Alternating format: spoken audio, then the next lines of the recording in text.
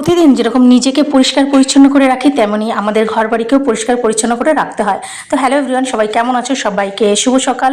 আশা করি সবাই ভালো আছো। তো দেখো, আমি এখানে বৃষ্টি হয়েছিল আগের দিন আর সিঁড়িতে একটু জল দিয়ে ঝাড় দিয়ে নিচ্ছি। প্রথমে মুছে নিয়েছিলাম, কিন্তু নিচেরটা যে গোল রাউন্ডটা সেটা যে একটা কাদা হয়ে গেছে, ঝাঁটাটা দিয়ে না ঝাড় দিলে আমি যেন আর পারছিলাম না।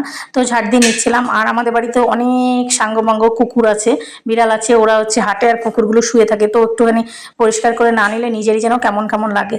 তাই সকালবেলা উঠে বাসি কাজটা করে ঘরটা মুছে এবার একটু সিঁড়িটা আমি পরিষ্কার করে নিচ্ছিলাম। আর প্রথমে মুছে নিয়েছিলাম সিঁড়ির ধাপগুলো, আর নিচেটা যখন দেখলাম আর হচ্ছে না, ঝাঁটা লাগবে, তখন বালতিতে জল আর ঝাঁটা নিয়ে চলে এসেছি একদম চকচকে করতে। তো খুব বেশি পরিষ্কার করতে পারলাম না, যেটুকু পারলাম সেটুকু করলাম। তো অনেকদিন পরে আবার একটুখানি ব্লগ ভিডিওর সাথে তোমাদের সামনে চলে আসলাম। তারপরে তোমার দাদাভাই বাজারে গেছিলো, বাজারের থেকে দেখো কি কি এনেছে। আজকে এনেছে আবারও সেদিনকার মতো ওরকম বড় বড় চিংড়ি। দেখো চিংড়িগুলো কি দারুণ লাগছে দেখতে। দেখো সাইজগুলো ক্যামেরায় অতটা বোঝা যাচ্ছে না, কিন্তু অনেকটাই মোটা মোটা। এর থেকে বড় বড় চিংড়ি আছে, সেগুলো অন্য চিংড়ি, আর এগুলো সেই ছোট চিংড়ির মধ্যেই যে বড় চিংড়িগুলো হয়, কি চিংড়ি বেশ বলে, তোমরা কমেন্টের মাধ্যমে জানিও ওটা কি চিংড়ি। তো যাই হোক, সেই চিংড়ি এনেছে। মাছগুলো খুব সুন্দর লাগছে দেখতে দেখো। আর আমি একটুখানি ভিডিও করছিলাম, ধরতে ভালো লাগছিল। তো চিংড়িটা আনার কারণেই মূলত তোমাদের মেঘা পাগলির জন্য। মেঘা পাগলি অন্য কোনো মাছ খেতে চায় না। আর এখানে এনেছে দেখো বড় সাইজের একটা, কি মাছ বলো তো? এটা আমি বলবো না, তোমরা কমেন্টে বলবে। আর দেখো এই পেটিটায় পুরো তেল হয়েছে। এই মাছটা জ্যান্ত মাছ। সেই জ্যান্ত মাছগুলোর তরকারি খেতে কিন্তু টেস্টই আলাদা। জ্যান্ত মাছের ঝোল খাওয়া অনেক উপকার। তো দেখো এই যে দুরকম মাছ নিয়ে চলে এসছে। তো আজকে আমার একটু রান্নাবান্না করতে লেট হয়েছে, কারণ বাজারে যখন যায় মাছ টাছ আনতে তখন একটু দেরি হয় সবজি আনতে।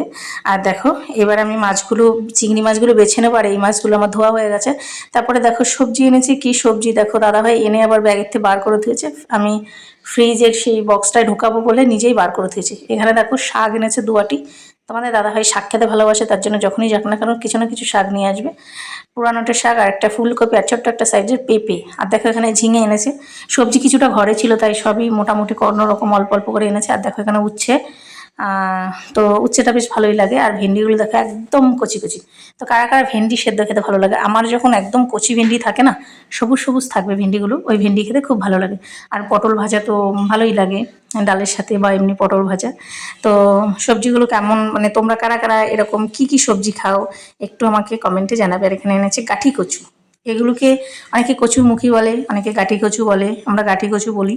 তো যাই হোক, এই হচ্ছে আজকের বাজার। আবার তো আমাদের এখানে তো সপ্তাহে 2-3 দিন করে বাজার হয়, হাট বসে।